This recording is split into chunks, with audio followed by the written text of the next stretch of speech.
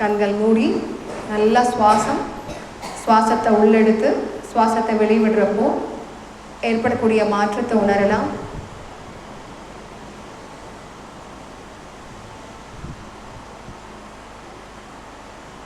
ஆழ்ந்த உள்சுவாசம் செய்து ஒரு முறை ஓம்காரம்.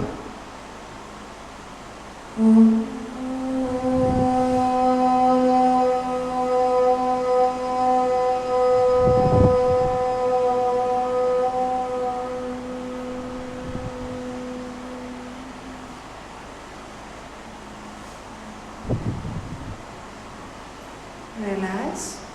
மெதுவாக கண்கள் திறக்கலாம். இந்த அற்புதமான இனிய மாலை நேரத்தில் இந்த செஷன் மூலமாக நம்ம ஒரு 10 விஷயங்கள், பண்ணக்கூடாத விஷயங்களை தெரிஞ்சுக்க போகிறோம். சரிங்களா? அடுத்தது என்ன பண்ணணும், அதுக்கு மாற்று, அதையும் நம்ம தெரிஞ்சுக்க போகிறோம். ஓகே. ஃபஸ்ட்டு 5 வெள்ளைகள், தவிர்க்க வேண்டிய 5 வெள்ளைகள். இன்றைக்கி நம்ம இந்த உலகமே இன்றைக்கி நிறைய பிரச்சனைகளுக்கு ஆதாரமாக இருக்கக்கூடிய அந்த 5 வெள்ளைகள். ஸோ அதை என்னென்னு தெரிஞ்சுட்டு அதை எப்படி தடுக்கணும் அப்படிங்கிறது கற்றுக்கணும். ஏன் இது நம்ம தெரிஞ்சுக்கணும் அப்படின்னம்னா, முதல்ல எனக்கு ஹாஸ்பிட்டல் ஆரம்பித்து ஒரு 3-4 வருஷத்தில் இந்த மாதிரி குழந்தை கூட்டிகிட்டு வந்தாங்க. அந்த குட்டிக்கு கல்லீரல் வீங்கி போயிடுச்சு அப்படின்னு சொல்லிட்டு கூட்டிகிட்டு வந்தாங்க. இந்த சின்ன வயசில் அந்த குட்டி ட்ரிங்க்ஸ் சாப்பிடுமா, இல்லை ஸ்மோக் பண்ணுதா? இத்தனோடு குட்டி தம்பி, ஜஸ்ட் ஒரு 7 வயசு 8 வயசு இருக்கணும். ஸோ இந்த குழந்தை என்ன மிஸ்டேக் பண்ணியிருக்கும், ஏன் இப்படி ஆகுதுன்னு சொல்லிட்டு அவங்ககிட்ட ஹிஸ்ட்ரி யூஸ்வலாக கேட்போம். ஒரு ப்ராப்ளம் வந்துச்சு அப்படின்னா அது ஏன் வருது என்ன அப்படிங்கிற விவரங்கள் கேட்போம். அப்படி கேட்குறப்போ இது எப்போ ஆரம்பிச்சது அப்படின்னம்னா, 10 மாதத்துக்கு முன்னாடி அவங்க ஒரு கல்யாணத்துக்கு போயிருக்காங்க. அந்த கல்யாணத்தில் காளான் பிரியாணி நைட்டு. இந்த குட்டிக்கு காளான் ரொம்ப பிடிக்கும். அதனால் அம்மா அப்பா என்ன பண்ணுறாங்க, அம்மாவுடைய பிளேட்டில் இருக்கிற காளான், அப்பா பிளேட்டில் இருக்கிறது, பாட்டி பிளேட்டில் எல்லா காளான்களையும் பொறுக்கி அந்த குட்டிக்கிட்ட கொடுத்துருக்காங்க. அந்த குட்டியை ரொம்ப சந்தோஷமாக சாப்பிட்ருக்கான். சாப்பிட்டு முடிச்சு கொஞ்சம் நேரத்தில் நெஞ்சு எரிச்சல் ஆரம்பிச்சிருச்சு. ஏன்னா அதெல்லாம் வனஸ்பதி. ஸோ காளான் அப்படிங்கிறது நைட் டைமில் விளையாட ஒரு ஃபங்கஸ், பூஞ்சம். அந்த குட்டி நல்லா ஹாப்பியாக சாப்பிட்டாச்சு. ஆனால் கொஞ்சம் நேரத்தில் நெஞ்செரிய ஆரம்பிக்குது. அம்மா என்னங்கிறாங்க, ஒன்றும் சரி பண்ணிக்கலாம், ஒன்றும் கவலைப்படாத, வெளியில் தான் அந்த ஐஸ்கிரீம் இருக்கும்ல, ஸோ ஐஸ்கிரீம் போய் சாப்பிட்டா சரியாக போயிடும், குழுன்னு போச்சுன்னா சரியாக போயிடும். ஸோ போய் ஐஸ்கிரீம் சாப்பிட்ருக்காங்க. சாப்பிட்டு ஒரு அரை மணி நேரத்தில் அந்த குட்டி மூமெண்ட்டில், வண்டியில் மூமெண்ட் ஆகிறப்போ வாமிட் வருது. அந்த குட்டி வாந்தி எடுக்கிறான். 3 தடவை வாந்தி எடுக்கிறான், 4 தடவை வாந்தி எடுக்கிறான். எக்கி எடுக்காத, ஏதாவது தொண்டையெல்லாம் புண்ணாகி போயிடும். அவங்க அம்மா கண்ட்ரோல் பண்ணுறாங்க. மறுபடியும் கொஞ்சம் நேரத்தில் வாமிட் பண்ணுறான். உடனே பயமாகி பக்கத்தில் இருக்கிற ஹாஸ்பிட்டலுக்கு கூட்டிகிட்டு போகிறாங்க. அங்கே போனோன்னே டாக்டர் என்ன பண்ணுறாரு, 4 தடவை ஆகிடுச்சா, இதுக்கு மேலே ஆச்சுன்னா பிரச்சனையாருன்னு சொல்லிட்டு ஆன்டி எமிட்டிக், அதாவது வாந்தியை தடுக்கக்கூடிய மருந்தை கொடுக்குறாங்க. கொடுத்து முடிச்சோன்னா அந்த குட்டிக்கு வாந்தி நின்றுச்சு. ஆனால் வயிற்றில் ஏதோ ஒரு கனம், ஏதோ ஒரு சிரமம் இருக்குது. அடுத்து ஒரு 2 நாள் கழிச்சு பார்த்தீங்கன்னா வயிறு வலிச்சு அப்படியே பச்சையாக லூஸ் மோஷன், தண்ணியாக கீரையை கரைச்சி விட்டா போகலையே அந்த மாதிரி போகுது. வயிறு வலிச்சு போகுது, உடம்பு ரொம்ப சுருண்டு போயிடுறான், தலை வலிக்குதுங்கிறான். போய் டாக்டர்கிட்ட காமிக்கிறாங்க. டாக்டர் இதெல்லாம் கேட்டுட்டு, இது ஏதோ உள்ளுக்குள்ளே பயங்கரமான சிவியரான இன்ஃபெக்ஷன் ஆகிருக்குது, அதனால் இந்த இன்ஃபெக்ஷனுக்கு ஹை ஆன்டிபயோட்டிக் கொடுக்கணும் அப்படின்னு சொல்லிட்டு ஆன்டிபயோட்டிக் கொடுக்குறாங்க. ஆன்டிபயோட்டிக் 3 நாள் கொடுத்தோன்னே வயிறு எடுக்கிறது நின்று போயிடுச்சு. அடுத்து ஒரு வாரம் கழிச்சு பார்த்தீங்கன்னா பயங்கரமான காய்ச்சல், உச்சபட்சமான காய்ச்சல், தூக்கி போடுது. ஹாஸ்பிட்டல் கூட்டிகிட்டு போகிறாங்க, ட்ரிப்ஸ் போடுறாங்க, நார்மல் ஆகிடுச்சு. 3 நாள் கழிச்சு வீட்டுக்கு வந்தாச்சு. 1 மாதம் நல்லா இருக்கிறான், மறுபடியும் காய்ச்சல். 1 மாதம் நல்லா இருக்கிறான், மறுபடியும் காய்ச்சல். ஹாஸ்பிட்டல் கூட்டிகிட்டு போவாங்க, மருந்து போடுவாங்க, 1 மாதத்தில் மறுபடியும் காய்ச்சல் வரும். ஸோ இந்த மாதிரி ஒரு 7-8 தடவை வந்துருச்சு. குட்டி வெயிட் போடலை, ரொம்ப சோர்ந்து போயிடுறான். சரி, எதுக்கும் போய் ஒரு பெரிய மாஸ்டர் ஹெல்த் செக்அப் பண்ணிடலான்னு சொல்லிட்டு பெரிய ஆஸ்பத்திரி, பேர் சொல்ல விரும்பலை, நம்ம கோயம்புத்தூரில் இருக்குது இல்லைங்களா, நிறைய பெரிய ஆஸ்பத்திரி எல்லாத்துக்கும் தெரியும். ஸோ அந்த மாதிரி பெரிய ஹாஸ்பிட்டலில் ஒரு ஹாஸ்பிட்டலில் போய் தங்கி என்ன பிரச்சனை அப்படின்னு கண்டுபிடிக்கலாம்னு சொல்லிட்டு போகிறாங்க. அங்கே போனால் எல்லா டெஸ்ட்டும் எடுத்து பார்த்துட்டு அந்த இதெல்லாம் சொல்கிறாங்க, எம்ஆர்ஐ சிடி எல்லாம் என்னென்னமெல்லாம் எடுக்கணும்னு சொல்கிறாங்களோ எல்லாம் எடுத்து பார்த்தோன்னு சொல்லிட்டு கையில் பணத்தெல்லாம் எடுத்துகிட்டு போகிறாங்க. அங்கே போய் எல்லாம் செக்கெல்லாம் பண்ணியாச்சு. பண்ணிட்டு என்ன சொல்கிறாங்க, கல்லீரல் கெட்டு போச்சு, இந்த பையனுக்கு 7 வயசு பையனுக்கு கல்லீரல் கெட்டு போச்சு, அதனால் இம்மீடியட்டாக கல்லீரல் மாற்று அறுவை சிகிச்சை பண்ணணும், கல்லீரலை மாற்றி வைக்கணும்.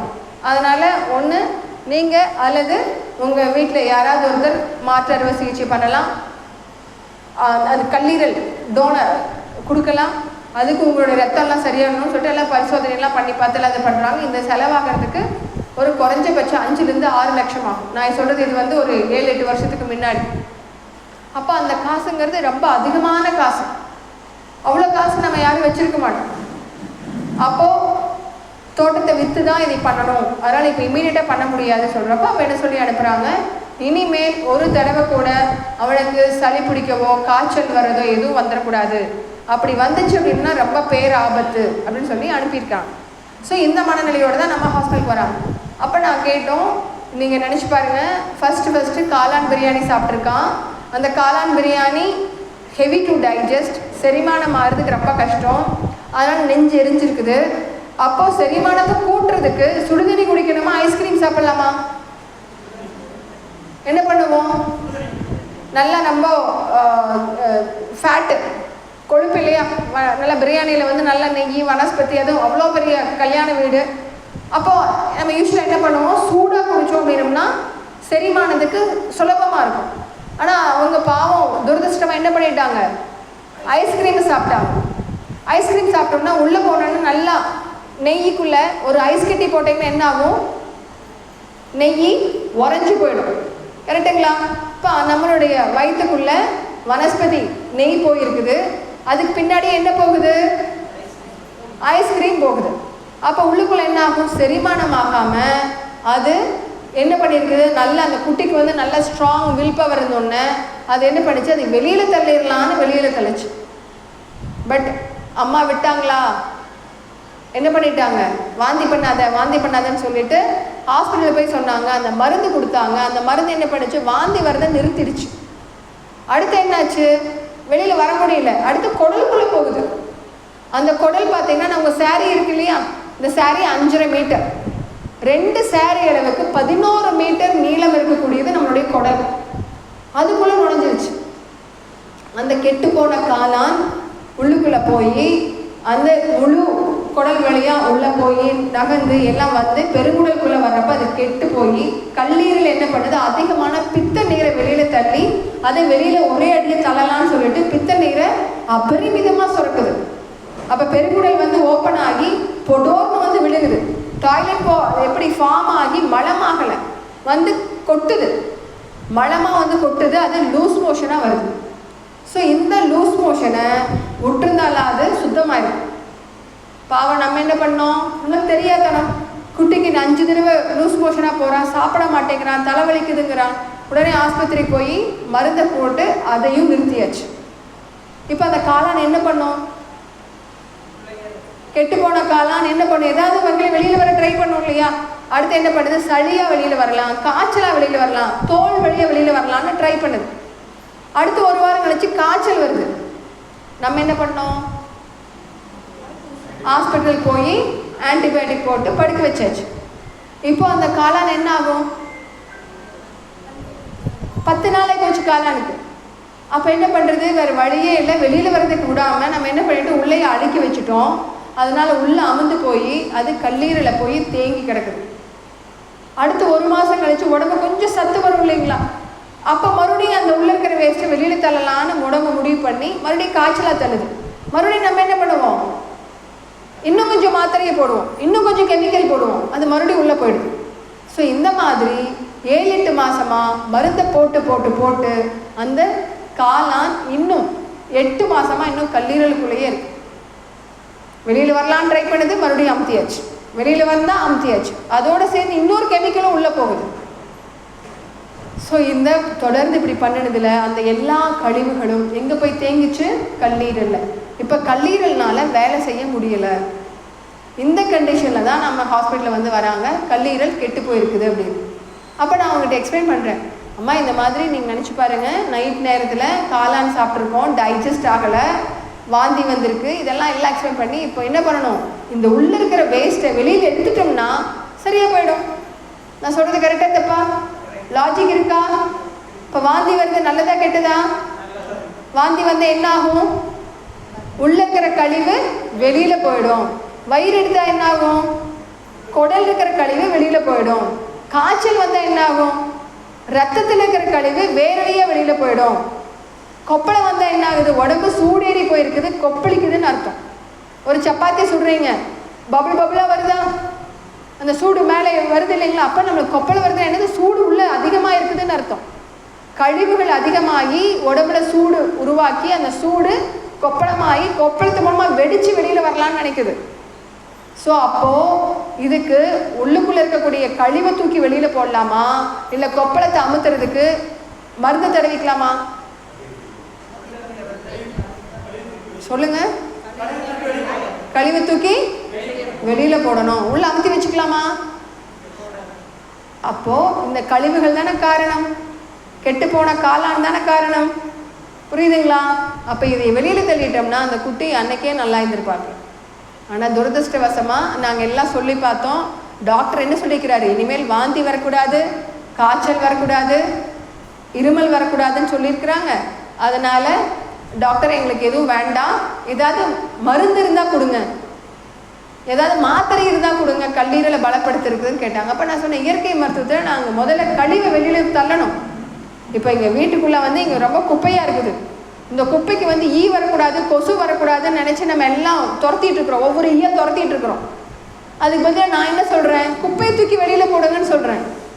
இல்லைங்க, குப்பையெல்லாம் வெளியில் போடக்கூடாது, ஆனால் ஈ தான் வரக்கூடாது, கொசு வரக்கூடாது, புழு வரக்கூடாது, ஆனால் குப்பையை எடுத்து நான் வெளியில் போட மாட்டேன். எது புத்திசாலித்தனம்?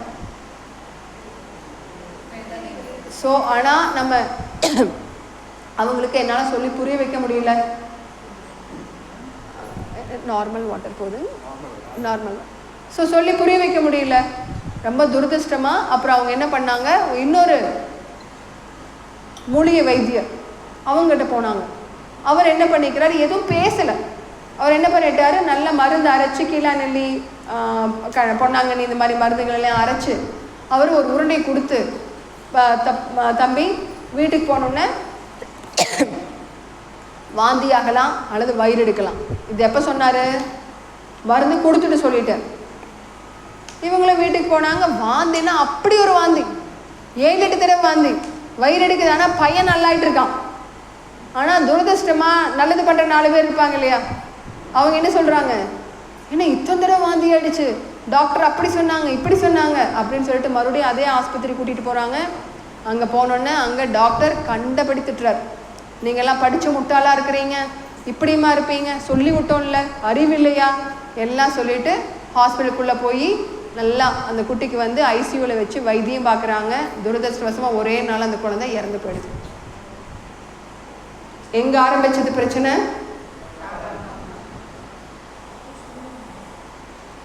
காளான் அளவுக்கு அதிகமாக சாப்பிட்டதுனால, வாந்தையை தடுத்ததுனால, வயிறு எடுத்ததை தடுத்ததுனால, காய்ச்சலை தடுத்ததுனால உடம்பு எவ்வளோ ட்ரை பண்ணுச்சு இல்லைங்களா?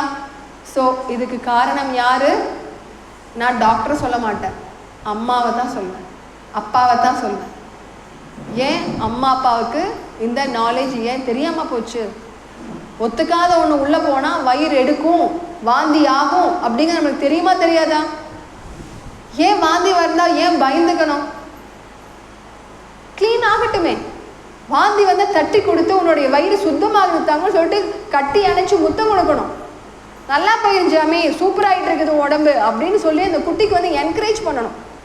அப்போ வாந்தி எடுக்கிறத பற்றின பயம் போயிடும். வயிறு எடுக்குதா, நல்ல 4 இளநீர் குடிச்சோம்னா சரியாக போயிடுதாங்க, நல்லா வயிறு எடுக்கட்டும், குடல் பூரா சுத்தமாகட்டும், உன்னோட வருஷத்துக்குமே உன்னுடைய வயிறு சுத்தமாகிடுச்சுன்னா வேறு எந்த நோயும் வராது, தைரியமாக இருக்கணும் அப்படின்னு சொல்லிட்டு வயிற்றுக்கு வந்து ஒரு ஈரத்துணியை போட்டு தொட்டிக்குள்ளே உட்கார வச்சு அந்த குட்டி கூல் பண்ணி குடலை க்ளீன் பண்ணுறதுக்கு சப்போர்ட் கொடுக்கணும். ஸோ நம்ம உடம்பு தன்னைத்தானே சரி பண்ணிக்க முடியும். நீங்கள் எல்லாரும் அம்மா வயிற்றுக்குள்ளே எப்படி உருவானீங்க? அம்மா எதை சொல்லி கொடுத்தாங்களா? இந்த நேரத்தில் கண்ணு வரணும், இந்த நேரத்தில் மூக்கு வரணும், இந்த நேரத்தில் கால் வளரணும், கை வளரணும். நீங்கள் யாருக்காவது உங்கள் குட்டி வயிற்றுக்குள்ளே இருக்கையில் சொல்லி கொடுத்தீங்களா? எப்படி வந்துச்சு? நம்ம எல்லாம் தன்னைத்தானே உருவாக்கிட்டுமா? கரெக்டுங்களா? ஒரு யானையாகட்டும் பூனையாகட்டும் எல்லா உயிர் ஜீவன்களும் அது தன்னைத்தானே உருவாக்கி கொள்ளும். அப்படி தன்னைத்தானே உருவாக்கி இருக்கக்கூடிய ஒரு ஜீவராசிகளுக்கு தன்னைத்தானே சரி பண்ணக்கூடிய சக்தி இருக்குமா இருக்காதா? இருக்குங்களா இல்லையா? நீங்க நினைச்சு பாருங்க. நீங்க உங்க வயசை மைனஸ் பண்ணி பாருங்க, நீங்க எப்படி இருப்பீங்க? என்னோட வயசு மைனஸ், இப்போ வந்து நான் 47 வயசு மைனஸ் பண்ண நான் எப்படி இருப்பேன்? 3 கிலோ குழந்தை. மறுபடியும் ஒரு 9 மாதம் குறைச்சிட்டேன்னா என்ன இருப்பேன்? ஒருத்த செல்லு. கண்ணுக்கு தெரியுமா அந்த செல்லு? அப்படி இருந்த ஒத்த செல்லு குழந்தையா 9 மாசத்துல வெளியில வரேன். இந்த 9 மாதம் இந்த உடம்பு தன்னைத்தானே உருவாக்கிக்குது. யாருடைய கைடன்ஸும் இல்லாமல், யாருடைய அறிவுறுத்தலும் இல்லாமல் அப்படி தன்னைத்தானே உருவாக்கிக்கிற உடம்புக்கு தன்னைத்தானே சரி பண்ணிக்கூடிய சக்தியும் இருக்கு. ஒரு குழந்தை பிறந்தோடனே தொட்டலில் படுக்க வச்சுருக்கோம், ஈரம் பண்ணிடுச்சு, யூரின் போயிடுச்சு, நம்ம எல்லாம் வேலை பிஸியாக இருக்கிறோம். கொஞ்ச நேரத்தில் என்ன சத்தம் கேட்கும்? தும்மல் சத்தம் கேட்கும். கவனிச்சிருக்கீங்களா? குழந்தைக்கு தும்மல் வரும். அப்போ பெரியவங்க சொல்லுவாங்க, நினச்சிட்டாப்பிள்ளையாட்டு இருக்குது, தொட்டலை மாற்றி படுக்க வை. அந்த ஈரம் எக்ஸஸாக இருக்கிற ஈரத்தை உடம்பு உறிஞ்சி தும்மல் வாட்டர் ட்ராப்லெட்டாக வெளியில் தள்ளும். தூசுக்குள்ளே போனோம்னா என்ன வரும்? தும்மல் அடித்து வெளியில் தள்ளும். கவனிச்சிருக்கீங்களா? ஸோ இப்படி பிறந்த குழந்தைக்கு கூட தன்னைத்தானே சரி பண்ணிக்கிற சக்தி இருக்குது. எச்சா குடிச்சிச்சு அப்படின்னா என்ன பண்ணும்? கதைக்கு வெளியில் தள்ளும். குப்புறப்படுத்துச்சுன்னா என்ன பண்ணும்? டாய்லெட்டாக வெளியில் தள்ளும். நடக்குதா இல்லையா? வீட்டு எல்லாத்துக்கும் அனுபவம் இருக்குங்களா? அப்படி தன்னைத்தானே சரி பண்ணிக்கக்கூடிய உடம்ப நம்ம ஏன் பயந்துக்கு வைக்கிறோம்? பயப்படுத்தி இந்த உடம்புக்கு தன்னைத்தானே சரி பண்ணிக்கிற சக்தியை இழந்துட்டு வருது. அதனால மனசை முதல்ல நம்ம ரெடி பண்ணணும். என்னுடைய உடம்பு தன்னைத்தானே சரி பண்ணிக்கும், என்னோட உடம்பு தன்னைத்தானே உருவாக்கி கொண்டது. இது எல்லாரும் உணர்ந்து ஒரு சொல்லலாமா? திருப்பி சொல்றீங்களா? நான் சொல்றத நேரம் நிமிர்ந்து கொள்ளலாம். எனது உடல் தன்னைத்தானே உருவாக்கி கொண்டது. எனது உடல் தன்னைத்தானே உருவாக்கி கொண்டது. தன்னைத்தானே உருவாக்கி கொண்ட எனது உடலிற்கு தன்னைத்தானே சரி செய்து கொள்ளும் சக்தி உண்டு. தன்னைத்தானே சரி செய்து கொள்ளும் சக்தி உண்டு. உணரலாமா? இதைய நம்பிக்கலாமா? நான் ஒன்றும் பொய் சொல்லலையே, உண்மைதானங்க? உங்க உடம்புனால சரிப்படுத்த முடியுமா? எல்லாம் சரிங்க. சளி காய்ச்சல், சக்கரை வியாதியை சரிப்படுத்த முடியுமா? பிரஷரை சரிப்படுத்த முடியுமா? கேன்சரை சரிப்படுத்த முடியுமா? ஃப்ராக்சரை சரிப்படுத்த முடியுமா? உறுதியா முடியும். ஃப்ராக்சருக்கு என்ன பண்றோம்? கரெக்டா அலைன்மெண்ட் வச்சீங்கன்னா போதும், அதுவே ஒட்டுக்கும். யார் பண்றா? உடம்பே சரிப்படுத்துது. காயம் ஆயிடுச்சு, என்ன பண்ணுது? அதுவே தோல் வளருது. ஒரு 2 நாளைக்கு முன்னாடி ஒரு ஹோமத்தப்போ தீ பட்டுருச்சு, புறெல்லாம் தோல் இதாயிடுச்சு. 4 நாள் அதுவே சரியாயிடுச்சு. ஸோ தன்னைத்தானே சரி பண்ணிக்க முடியும். அதுக்கு இந்த உடம்பை தயார்படுத்தணும். அதுக்கு என்ன பண்ணணும்? மனசை முதல்ல புரியணும். அதுக்கு தான் இது. அடுத்தது, அதுக்கு அடுத்த விஷயம் சாப்பாடு. நல்ல சாப்பாடு கொடுக்கணும். உங்கள் உடம்பை எல்லாரும் எவ்வளோ கஷ்டப்பட்டு இந்த உடம்பு கிடைச்சிருக்கு தெரியுங்களா? சிவபுராணத்தில் அழகாக ஒரு பாட்டு வரும். என்ன ஒரு இடத்துல? புல்லாகி பூடாகி புழுவாய் மரமாய் பல்விருகமாய் கணங்களாய் பாம்பாய், இதெல்லாம் ஒவ்வொரு ஸ்டேஜஸ். இது அத்தனையும் ஆகி நான் இன்னைக்கு மனித பிறப்பு கிடைச்சிருக்கு. அப்படி கிடைச்ச இந்த மனித பிறப்பை நம்ம சரியாக யூஸ் பண்ணிக்கணுமா வேண்டாமா? அப்போது இவ்வளவு சூப்பர் ப்ரீமியமான ஒன்று, ஒரு சூப்பரான ப்ரீமியம் கார் வாங்குறீங்க, அதுக்கு என்ன பண்ணுவீங்க? ப்ரீமியமாக டெக்கரேட் பண்ணுவீங்களா? கரெக்டா? ஒரு நல்ல பட்டு சாரி எடுக்கிறீங்க, அதுக்கு என்னது? நல்ல ஜுவல்ஸ் போட்டுப்பீங்களா? கரெக்டா? ரொம்ப முக்கியமான விருந்தாளி வர்றாங்க, அப்போ பெஸ்ட்டாக கொடுக்கணும்னு நினைப்பீங்களா? அதே மாதிரி தானே உங்களுடைய உடம்பு தி பெஸ்டானது. அப்போ இந்த உடம்புக்கு நல்ல விஷயத்தை கொடுக்க வேண்டாமா? நல்ல உணவு கொடுக்க வேண்டாமா? கெட்ட தரம் இல்லாத உணவு கொடுப்போமா? சாக்கடையான உணவு கொடுப்போமா? அப்போ நல்ல உணவு கொடுக்கணும் இல்லையா? ஸோ எந்தெந்த உணவெல்லாம் ரொம்ப கெட்ட உணவு? ஃபர்ஸ்ட் ரேட் எதை சொல்வீங்க?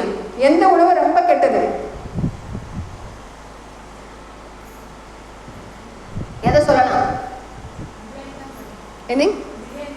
பிரியாணி. ஓகே. இன் ஜெனரல் மைதா மாவு.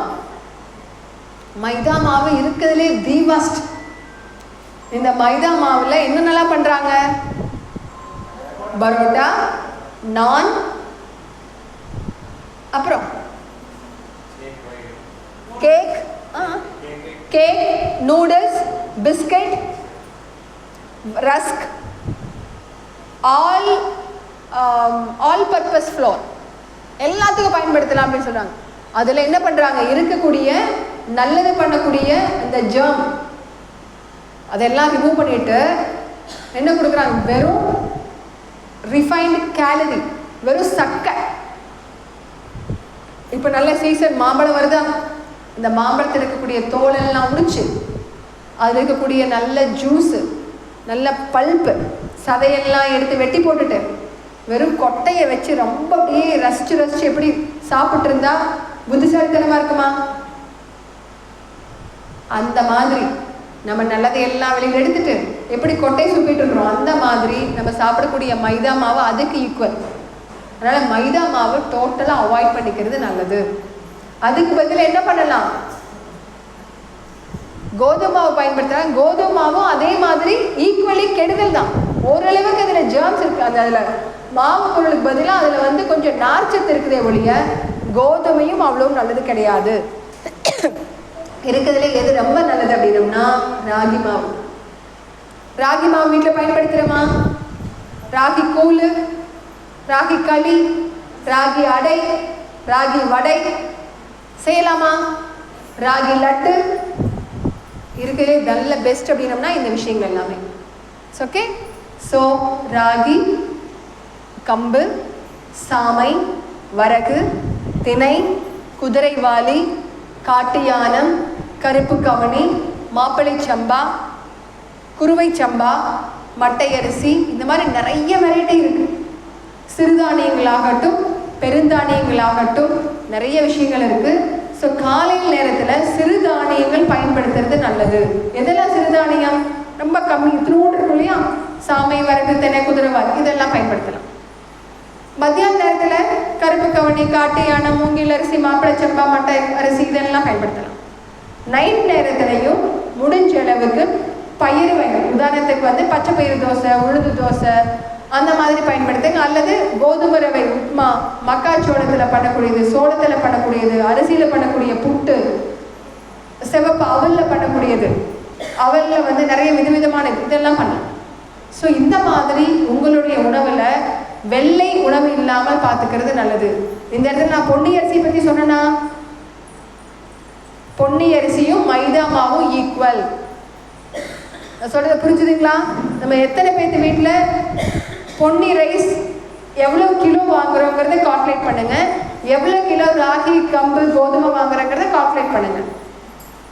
அரிசி எவ்வளோ வாங்குவோம்? ஒரு சிப்பம் எடுப்போம். கோதுமை எவ்வளோ வாங்குவோம்? 1 கிலோ வாங்குவோம்.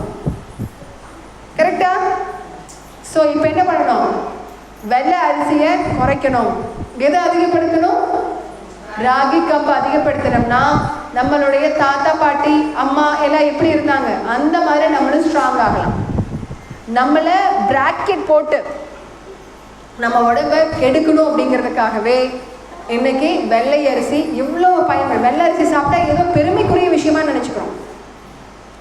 வீட்டில் வந்து கொஞ்சம் கலர் கம்மியாக ஸ்கூலில் கொடுத்து விட்டோம்னா குட்டீஸ் பக்கத்தில் இருக்கிற ஃப்ரெண்ட்ஸில் எனக்கு இது வேண்டாம், என்ன இந்த அரிசியெல்லாம் கொண்டு வந்திருக்க, இந்த சாப்பாடெல்லாம் கொண்டு வந்திருக்க, ஏதோ அது பெரிய தரக்குறவு மாதிரி. ஸோ நம்ம குட்டீஸுக்கு நான் இந்த கெட்டதெல்லாம் நம்ம இப்படி மாற்றி சொல்லணும். ஐயோ என்னது வெள்ளை அரிசி சாப்பிட, நான் வெள்ளை அரிசியில் சாப்பிட மாட்டேன்ப்பா, நான் வந்து தி பெஸ்ட், நல்லா நான் சாமை அரிசி சூப்பராக இருக்கும், கவுனி சூப்பராக இருக்கும், பொங்கல் அருமையாக இருக்கும். ஸோ இப்படி நம்ம குட்டீஸுலேருந்து நம்ம இதெல்லாம் சொல்லி கொடுத்து நம்ம வீடுகளையும் மாற்றணும். வெள்ளை அரிசியை முடிஞ்ச அளவுக்கு தவிர்க்கணும். வீடுகள்லையாகட்டும் கல்யாணத்துலையாகட்டும் முடிஞ்ச அளவுக்கு என்ன சின்ன சின்ன விஷயங்கள் இதெல்லாம் மாற்றிட்டு வந்தோம் அப்படின்னு நம்ம ஃபஸ்ட்டு 2 விஷயம் பேசியாச்சு.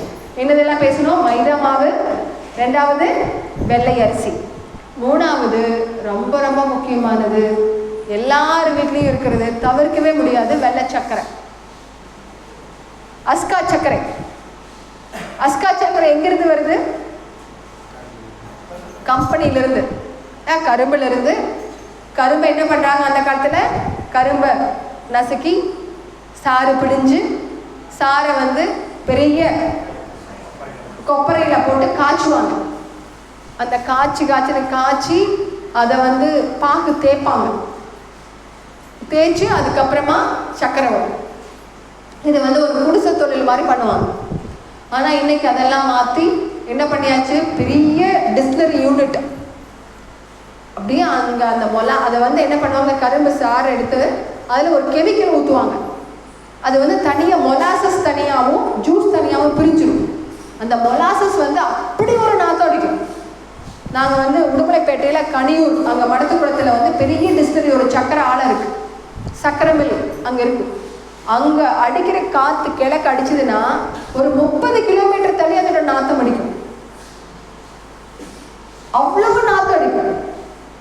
ஸோ அந்த அளவுக்கு கெமிக்கல் அதில் பயன்படுத்தி அந்த கரும்பு, நல்லா இருக்கிற கரும்பு ஜூஸை கெடுத்து சல்ஃபியூரிக் ஆசிடை ஊற்றி அதிலிருந்து பிரித்து எடுக்கிறதா சாராயம். அதில் அந்த சாராயத்திலிருந்து பிரித்து எடுக்கிறது தான் கரும்பு வெள்ளை சர்க்கரை. அந்த வெள்ளை சர்க்கரையில் ஒரு சத்தும் கிடையாது. இன்னும் சொல்ல போனால் சத்து மட்டும் இல்லாமல் நம்ம உடம்புல இருக்கக்கூடிய தசையில் இருக்கக்கூடிய எலும்பில் இருக்கக்கூடிய கால்சியத்தையெல்லாம் உறிஞ்சிடும். ஸோ நான் 2 வருஷத்துக்கு முன்னாடி என்னுடைய பிறந்த நாள் அன்னைக்கு இனிமேல் நான் வெள்ளை சர்க்கரையை தொடமாட்டேன்னு சொல்லிட்டு சாமிக்கு விட்டுட்டேன். இன்னைக்கு குட்டீஸுக்கு அவங்களுக்கு பாயசம் வேணும்னு கேட்டாங்க. எல்லாத்துக்கும் அம்மா எனக்கு வெள்ளை சர்க்கரை தான் வேணும். இன்னும் பழக்கமாகலை, மெச்சூரிட்டி வரலை. சரி நீங்கள் எல்லோரும் வெள்ளை சர்க்கரை சாப்பிடுங்கன்னு சொல்லிட்டு அவங்களுக்கெல்லாம் பாயசம் வச்சுட்டு எனக்கு அளவாக நான் பண்ணி கரும்பு சர்க்கரை போட்டு பாயசம் பண்ணியாச்சு. முடிச்சுட்டு தங்க இதெல்லாம் டேஸ்ட் பாருங்க அப்படின்னு இந்த வெள்ளை சர்க்கரை இதையும் கம்பேர் பண்ணி பார்த்துட்டு, அம்மா கரும்பு சர்க்கரையே நல்லா இருக்குங்கம்மா, வெள்ளை சர்க்கரையோட கரும்பு சர்க்கரையே நல்லா இருக்கு. ஸோ அவங்களுக்கும் இன்ட்ரெஸ்ட் வரும். நம்ம மாடலாக மாறினோம்னா, நம்ம கடைப்பிடிச்சோம்னா நம்மளைய பார்த்து தான் குட்டீஸ் வந்து பழகுறாங்க. எங்காவது வெளியில் போனோம்னா என்ன வேணுமோ வேணுங்கிறத வாங்கிக்கோங்க, ஆனால் எனக்கு வேண்டாம், நான் வாங்கி தரேன். பயங்கர சண்டைகள்லாம் வரும். ஏன்மா கம்பெனி கொடுக்க மாட்டேங்கிறீங்க, இன்ட்ரெஸ்டே போயிடும், நீங்களும் சாப்பிடணும். ரொம்ப சந்தோஷம் தானே, அம்மா உங்களோட கம்பெனிக்கு தானே உட்காந்துருக்கேன், பட் எனக்கு வேணாம், நீங்கள் சாப்பிடுங்க. அப்போ என்ன ஆகுது, அம்மாவுக்கு பிடிக்காது, ஸோ அதனால் சாப்பிடுவேன். அப்போ கொஞ்ச நாள் ஆக ஆக அவங்களுக்கே அதை சாப்பிட்டாங்கன்னா ஏதோ தொந்தரவு பண்ணுதுன்னு புரிய ஆரம்பிக்கும். அடுத்த நாள் டாய்லெட் போனால் நாத்தம் அடிக்கும், உள்ளே உட்காரவே முடியாது, அவ்வளோ ஸ்மெல் அடிக்கும். ஸோ இதெல்லாம் கொஞ்ச நாள் ஆக புரிய புரிய அந்த குட்டீஸும் மாறுவாங்க. ஸோ அதனால் நம்ம எக்ஸாம்பிளாக இருந்து பார்க்கணும். ஸோ அதனால் நீங்கள் ஒருவேளை கம்பல் பண்ணுறாங்கன்னா நீங்கள் செஞ்சு கொடுங்கன்னா நீங்கள் சாப்பிடாதீங்க. பண்ண முடியுமா? இது யாருக்காக? உங்களுக்காக, அடுத்த தலைமுறையை பாதுகாக்கிறதுக்காக. சரிங்களா? மைதா மாவு வேண்டாம், வெள்ளை சர்க்கரை வேண்டாம், வெள்ளை அரிசி வேண்டாம், அதே மாதிரி பால் வேண்டாம். இன்னைக்கு பால்லையும் ஏகப்பட்ட கலப்படம். அந்த பாலில் பண்ணுற அட்டகாசம் கொஞ்சம் கொஞ்சம் கிடையாது. அந்த பால் என்ன பண்ணுறாங்க தெரியுங்களா? மாடுக்கு இன்னைக்கு கண்ணுக்குட்டியை வெட்டுக்கு அனுப்பிடுறாங்க. அந்த கண்ணுக்குட்டியை வெட்டிடுறாங்க. இப்போ நம்ம குழந்தைய வந்து நம்ம பால் கொடுக்குறப்ப எப்படி அன்போட வாஞ்சியோட அரவணைச்சு பால் கொடுப்போம் இல்லையா, தாய்ப்பால் கொடுப்போம், அதே மாதிரி தானே அந்த கண்ணுக்குட்டிக்கு அது கொடுக்கும். ஆனால் அந்த கண்ணுக்குட்டியை வேண்டான்னு சொல்லிட்டு வெட்டுக்கு அனுப்பிடலாம். அதை போய் மட்டன் மாதிரி சிக்கன் மாதிரி சாப்பிட்றதுக்கு அனுப்பியாச்சு. ஸோ எவ்வளோ கொடுமை. அந்த கண்ணுக்குட்டி செத்து போனதுக்கு அப்புறமா இதுக்கு ஊசியை போட்டு அதையும் பால் எடுக்கிறாங்க. நம்ம ஏதோ நம்ம பால்காரர் தான் கொண்டாந்து கொடுக்குறாங்கன்னு நினச்சிட்டு இருக்கோம். ஆனால் அந்த பால் நல்லதா, நம்ம தோட்டத்திலேருந்து வருதா, அந்த மாடு வந்து நல்லா ஃப்ரீயாக கிராசிங் நல்லா போய் மாடு மேய்ஞ்சிட்டு வருதா, இதெல்லாம் செக் பண்ணிட்டு வந்து சாப்பிட்றது நல்லது. ஓகேங்களா? அதே மாதிரி பேக்கெட் பால் ரொம்ப ரொம்ப கெடுதல். முடிஞ்ச அளவுக்கு இதெல்லாம் தவிர்த்துக்கோங்க. அடுத்த விஷயம், வெள்ளை உப்பு இருக்கு இல்லைங்களா, அது அதை விட கெடுது. வெள்ளை உப்புல அப்படியே பளீர்னு வெள்ளை வெள்ளையேன்னு இருக்கு. அது எப்படி அந்த கலர் வரும்? கடல் உப்பு, கடல் தண்ணி எப்படி இருக்கும் பார்த்துருக்கீங்களா? லேசான மஞ்சள் அடிச்சிருக்கும். ஆனால் இன்னைக்கு ப்ளீச் பண்ணி வருது. ஸோ அது தவிர்க்கப்பட வேண்டியது. 6வது விஷயம், இந்த குட்டீஸுகளுக்கு கலர் கலராக கொடுக்குறோம் இல்லையா? எதெல்லாம் கலர் கலராக கொடுப்பீங்க? ஜெம்ஸு, ஜெல்லி இருக்குதுலே தி ஃபர்ஸ்ட் ஜெல்லி மிட்டாய். பெட்ரோலியம் ப்ராடக்ட் அது. இந்த ஜெல்லு வயிற்றுக்குள்ள போய் அப்படியே பசை மாதிரி ஒட்டிக்கும்.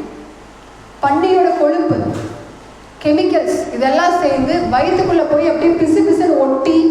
ஒரு டாக்டர்மா ஒரு இவங்க வந்திருந்தாங்க, எங்க இன்டர்ன் டாக்டரோடைய அம்மா. அவங்க அலோபதி டாக்டர், அப்பா சர்ஜன், அதாவது அனஸ்தசிஸ்ட், மயக்க மருந்து கொடுக்குறவன். ஒரு கேஸ் பற்றி சொன்னாங்க.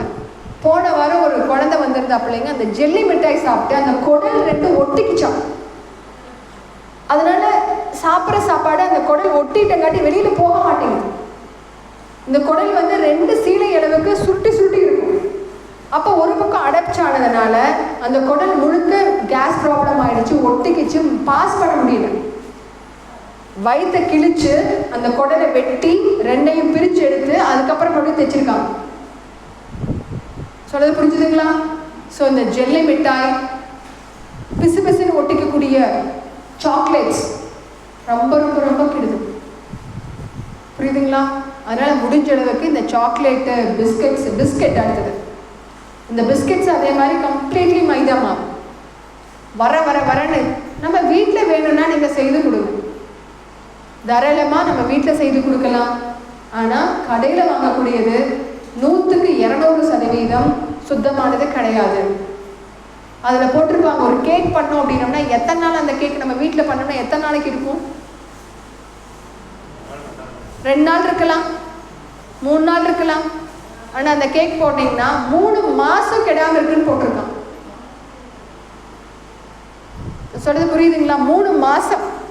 எப்படி உள்ளுக்குள்ளே கொலன்னு 3 மாதம் அப்படியே இருக்கும்? நீங்கள் வீட்டில் அப்படி எதாவது வச்சுருப்பீங்களா? 3 மாதம் கெடாததுன்னா எது? பிளாஸ்டிக் தான் கெடாமல் இருக்கும் இல்லைங்களா? ஸோ நம்ம கடையில் வாங்கக்கூடிய ஒவ்வொன்றுமே எக்ஸ்பைரி 3 மாதம், 4 மாதம், 6 மாதம். நேற்று லூலு மால் போகிறோம், அங்கே வந்து ஃப்ரோசன் பீஸா 6 மாதம் கெடாதான். 6 மாதம் ஒரு பொருள் கெடாத பொருள் வயிற்றுக்குள்ளே போச்சுன்னா வயிறு என்னத்துக்கு ஆகும்?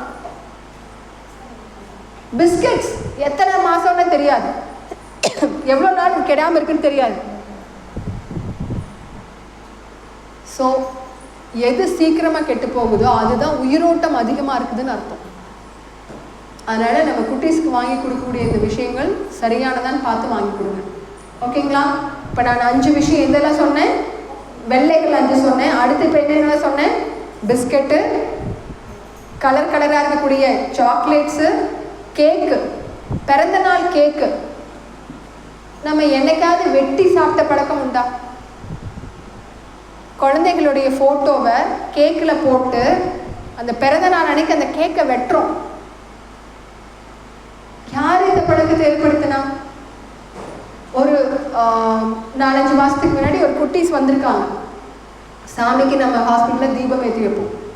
அந்த குட்டியை ஒரு சேர் மேலே ஏறி நின்று அந்த உஃப்னு ஊதுறாப்புல, தீபத்தை ஊதி அணைக்கிறாப்புல. யார் அணைப்போம்? என்னைக்காவது தீபத்தை அணைச்சி பார்த்துருக்குறோமா? அப்போ அவங்க ரொம்ப பேர் இல்லைங்க, 2 நாளுக்கு முன்னாடி பர்த்டே பார்ட்டி போயிருந்தோம், அங்கே எல்லாம் அடை